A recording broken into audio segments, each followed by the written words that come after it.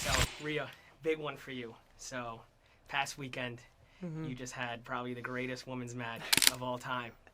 And Thanks. obviously that's not going to be in this season of Unreal. But I'm sure you're on a high right now, in a good mood. How does it feel to be coming off what was a spectacular, wow moment? It feels amazing. To think back to the first Mae Young and how I was the pre-show dark match defending my NXT UK Women's Championship that I had held for 3 months but never got aired, so I didn't get to be on the show, to now Evolution 2 getting to main event with someone like Io Sky, someone who I've literally come up through NXT with and then gone to the main roster with, and we've kind of always been there together. It's awesome to be able to have an opportunity like that where we got to main event the second ever Evolution, which is just wild to say, especially waiting 7-8 years for the second one, and for it to come together so perfectly and us be able to pull off a match like that. I'm proud of what we've gone through and what we've overcome and how far we've come in this business to be able to do something like that. It's awesome. You actually made me flinch. I was sitting front row and you threw Io right into the barricade on me. Was that when I ripped it? And I was just literally, I was yo. But to the show now. So the show starts and we're in your house to start it. And we see all your cool taxidermies. And I personally, I love that type of stuff as well. Yeah. But there was a painting that you had in your house. Which one? You and Dominik Mysterio. Okay.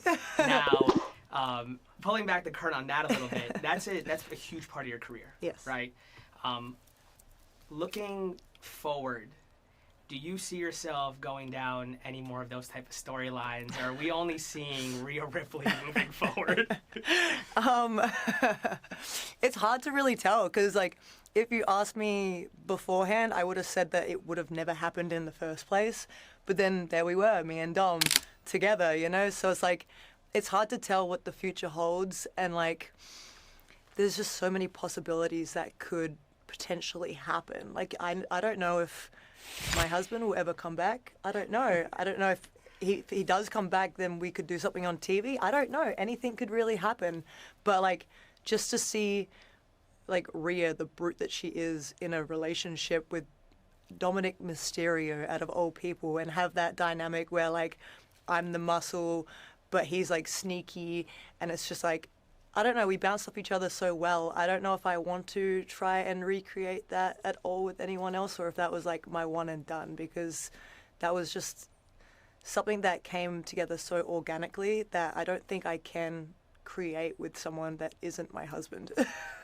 Coming off that, anytime I post about you, your husband is the first person to comment. Of course he is. Literally, Yeah. he is. And I always say, it must be amazing to have a partner in crime that not only understands the business, understands you, and is your biggest fan, right? How does it feel knowing that you have that type of support in your corner, even though he's not with the company currently, maybe back in the future, to know that, you come home and you have that type of support? It's needed. It's very much needed. This is such a wild, strange, weird business, and a lot of people don't understand it. So to be able to find a spouse that actually understands everything that you're going through and isn't gonna judge you or get mad for you not being able to respond on a work day, that's stuff that is so crucial to me and beneficial, because I don't have to explain myself. I don't have to stress that I haven't messaged him back or I haven't called him back, because he understands what a normal Monday night is for me, because Mondays are just so stressful. It's back to back to back random stuff all day. I'll have Make-A-Wishes, I'll have media stuff, and I'll have to do hair and makeup and understand what is happening for TV that night and change things or plan for things. And it's just so much that goes into a normal TV day, let alone a PLE. So to have him there in my corner supporting me every step of the way, I don't think I could do it without him now.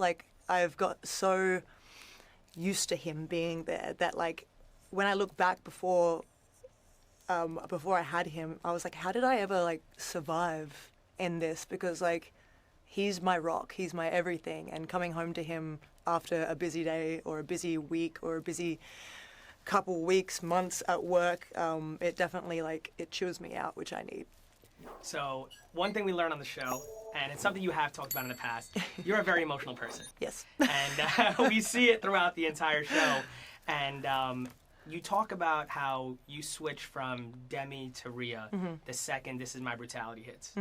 What do you think is that like trigger that just like, boom, I know I'm Rhea Ripley, I have to just lock in. Doesn't matter if I got tears rolling down my face, I need to go out there and show them who I am. So I don't know what it is, but like it's been with me since like I was in high school, even probably primary school, but like the music that I listen to snaps me into a place that I feel confident and I forget all my problems sort of thing. So like growing up, I could be in the classroom stressing about how I'm dumb and I don't understand what the hell is in front of me, and then I'll put my music in and all like my cares will go away and I'll just be in the moment listening to the music. And it's honestly been like that for so long that when I came to WWE, even in the indies in Australia, I was like, I have to have a song that speaks to me, that will help me become what I need to become. So like when I got to WWE and I finally got a part of Judgment Day, I talked to the music guy, Neil, and I was like, I just want Motionless in White. I want Chris to sing my song. Like, I've loved them for as long as I can remember, and I feel like they're just perfect for me right now with this change. So we got it all sorted, got it put together. I ran over the song a few times before it got finalized, just like changing little bits and pieces because I needed a good like beat for my stomp, because I have to get the Mitch Lucker stomp in there because that's also something that is like so music driven for me as well.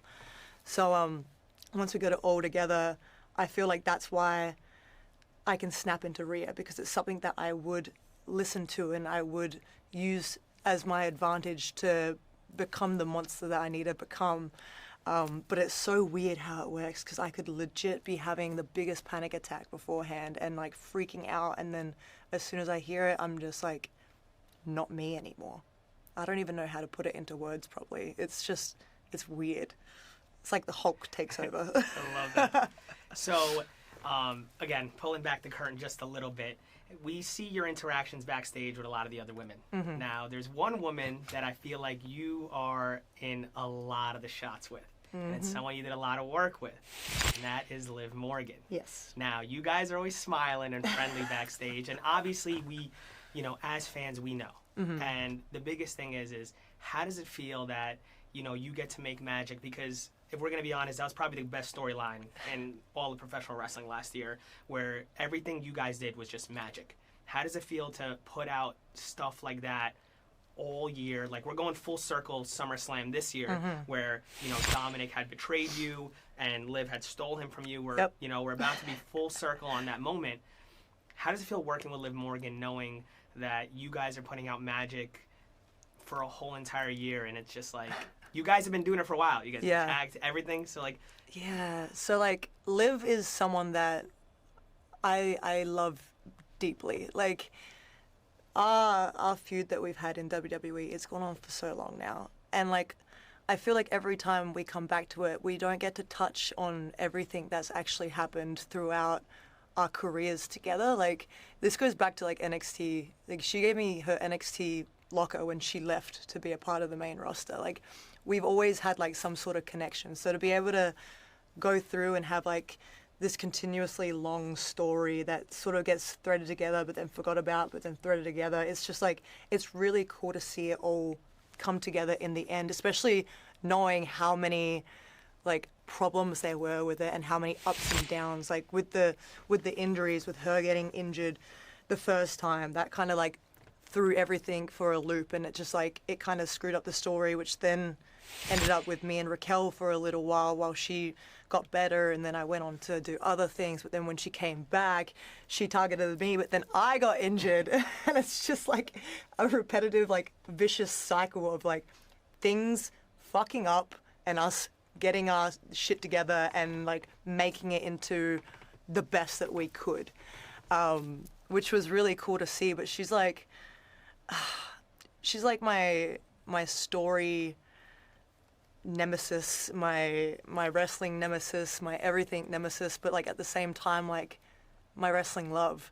It's a really like weird combination of emotions and story that we have together. But like being able to go out there with her and put on the matches that we did put on, it means a lot to me. Like she's someone that I've made such a strong bond with here in the WWE, and like being able to have fun out there with my friend and then bring Dominik into it and then bring Raquel back into it. It's just like, this is why I do what I do, because I get to do it with people that I love and appreciate, and they love and appreciate me, and we get to make magic and get fans connected to it and entertained by it. And hell, if they hate me for real for like beating up Liv, then I'm doing my job right. So I'm having fun. Awesome. I appreciate you for taking your time with me. No worries. You are the best. Thanks, man. I appreciate you. Awesome.